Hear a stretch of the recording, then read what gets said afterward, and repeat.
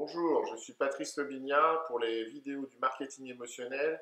Nous sommes dans l'épisode 18 déjà et aujourd'hui nous parlons des cartes de feed, les cartes de fidélité qui ont envahi nos portefeuilles, qui ont envahi notre vie, qui sont un petit peu décriées maintenant. Faut-il les supprimer? C'est la question de cet épisode.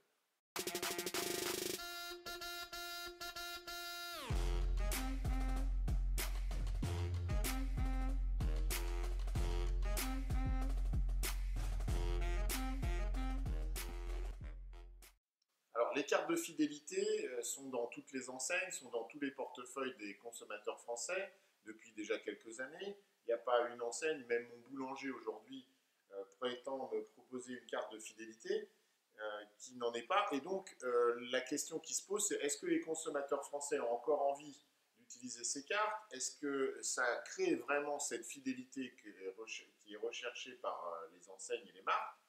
Et si ce n'est pas le cas, est-ce qu'on ne devrait pas les supprimer? Est-ce que les nouvelles technologies qui arrivent aujourd'hui dans notre smartphone ne rendent pas un petit peu obsolète cette carte en plastique qui prend de la place dans notre poche? Alors, avant de se poser cette question finale qui est faut-il supprimer la carte, il faudrait peut-être revenir sur qu'est-ce qu'on fait avec cette carte, quels sont les avantages que l'on pense mettre dans un programme de fidélisation. Il n'y a pas très longtemps, vous avez vu dans un article sur le blog ce que je pensais de cette fidélité réinventée par une enseigne qui s'appelle Intermarché.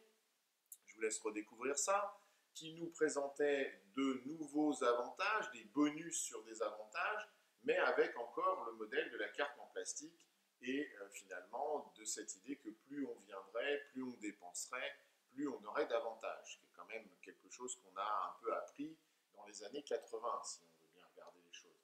Alors, est-ce qu'on peut évoluer? Est-ce que cette carte fonctionne ou pas?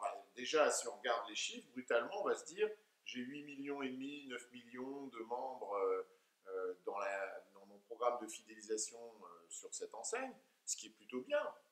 Maintenant, est-ce qu'ils sont vraiment actifs? Est-ce qu'ils utilisent les avantages? Dans les dernières enquêtes qu'on a pu faire, on voit que, en gros, une bonne moitié des Français oublient, n'utilisent pas les avantages, et pire encore, considèrent que cette carte de fidélité ne les rend pas privilégiés, c'est-à-dire finalement ne récompense pas de façon suffisante leur effort à eux d'être des clients fidèles. Donc ça, c'est un point qui est quand même important. On a traité aussi dans une petite vidéo que vous verrez ici avec mon ami Bruno, le sujet de la carte One Fnac, qui d'un seul coup envoie un message assez négatif à un porteur de carte en lui disant vous n'avez pas atteint cette année les 2000 euros qui sont le seuil pour bénéficier de cet avantage ultime que serait la carte One. Donc merci bien d'être notre client, mais malheureusement on sera obligé de vous supprimer la carte. Et ça renvoie à l'utilisation du CRM. Qu'est-ce qu'on fait avec les données qu'on obtient auprès du client quand il a la carte? Eh bien, on se dit, la seule chose qu'on va faire, c'est mesurer combien il achète, combien de fois il vient, ce qui est toujours les mêmes indicateurs un petit peu archaïques de ce CRM.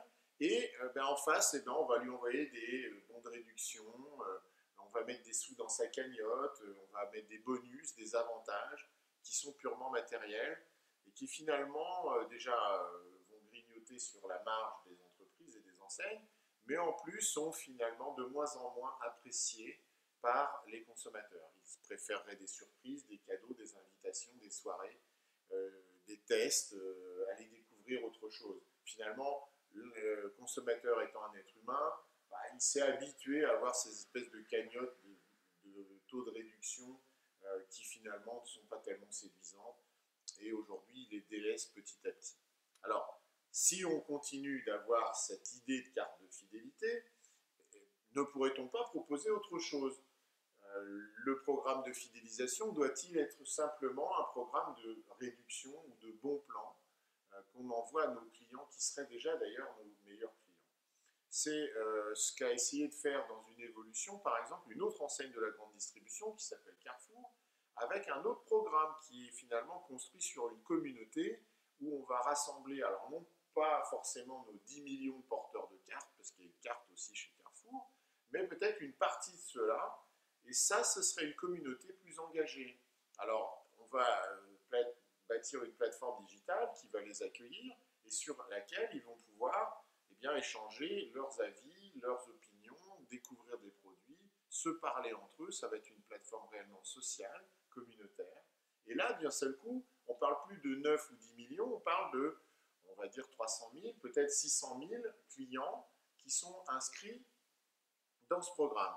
Et eux ne sont pas inscrits dans ce programme parce qu'il y aurait des avantages. Bien sûr, il y en aurait aussi, mais ils sont surtout là parce qu'ils échangent, ils partagent, ils font finalement leur mission d'être humain. Ils sont dans découvre ce produit grâce à moi. Tiens, je sais faire cette recette avec. Est-ce que tu pourrais me donner ton avis? Voilà ce qui les motive. Et ça, c'est une nouvelle façon de voir la fidélité qui finalement aboutit à ce qu'on mesure aujourd'hui avec des nouveaux outils comme le Net Promoter Score, le fameux NPS, c'est la recommandation. Et la recommandation, c'est bien sûr l'ultime témoin de la fidélité. Donc, le client qui est fidèle aujourd'hui est dans la recommandation. Alors, si on supprimait cette carte de fidélité en plastique, on pourrait le faire tout de suite et vous savez qu'on va le dématérialiser et donc on va se servir finalement du smartphone qui est aujourd'hui l'outil que pour le coup on a dans notre poche mais dont on se sert vraiment. Alors, qu'est-ce qu'on pourrait avoir comme exemple? J'aime bien l'idée que chez Voyage SNCF, j'ai une appli qui me permet de commander mes billets en un clic. C'est un exemple, hein, il y en a plein d'autres, donc on pourra montrer ça aussi. Et du coup, je récupère toute la donnée. Je n'ai pas besoin d'une carte de fidélité Voyage SNCF. J'ai juste besoin de récupérer la data qui vient dans l'appli, c'est-à-dire où je suis allé, où je préfère aller, quel billet de train, à quel moment, à quelle périodicité, et tout ça finalement va rentrer dans ma base exactement comme le faisait mon programme de fidélité. Il suffirait maintenant que l'enseigne, la marque, me renvoie des messages, elle a toutes mes coordonnées pour ça, je les lirai instantanément puisque ce serait sur mon smartphone, et donc me disent, ah bah tiens, surprise, on a un cadeau pour toi, ou tiens, formidable, on est sur cet événement, est-ce que tu ne voudrais pas nous rejoindre? Donc on voit que la nouvelle technologie devrait naturellement faire évoluer nos programmes de fidélisation et peut-être venir à supprimer directement la carte. N'oublions pas que dans quelques semaines, on va nous aussi en France bénéficier d'Apple Pay, qui est finalement un autre moyen de payer nos achats et qui donc va nourrir la base de data de la marque Apple et donc va forcément lui permettre aussi de mieux travailler et ça pourrait être un moyen de nous fidéliser. Et puis j'ai l'autre exemple que vous connaissez bien qui est le programme Amazon Premium. Et bien entendu, je n'ai pas besoin d'une carte en plastique Amazon. J'ai besoin d'être inscrit sur la plateforme digitale et ça suffit très bien à savoir qui je suis, ce que j'aime consommer, comment je le fais, etc. Et quand je suis Amazon Premium, ben, j'ai évidemment des avantages. Et ce ne sont pas des avantages en termes de réduction, ce sont aussi des avantages en termes de recommandation, de privilèges parce que je suis un client premium. Et c'est ça la nouvelle façon, je pense, d'aller vers ces cartes de fidélité qu'il faudrait effectivement dématérialiser et revisiter en termes de lien social que ça peut créer à travers ma communauté. La course au nombre, est-ce qu'il faudrait 10 millions de clients fidèles quand on est une enseigne de grande distribution? C'est peu intéressant si seulement 300 000 ou 600 000 sont réellement actifs. Donc on revient du nombre un peu énorme de gens à qui on a donné une carte en plastique à ceux qui sont réellement engagés dans notre communauté. Voilà. J'espère que vous aurez envie de faire évoluer votre programme de fidélisation. Concentrez-vous sur l'engagement, beaucoup plus que sur le nombre. Merci et à bientôt.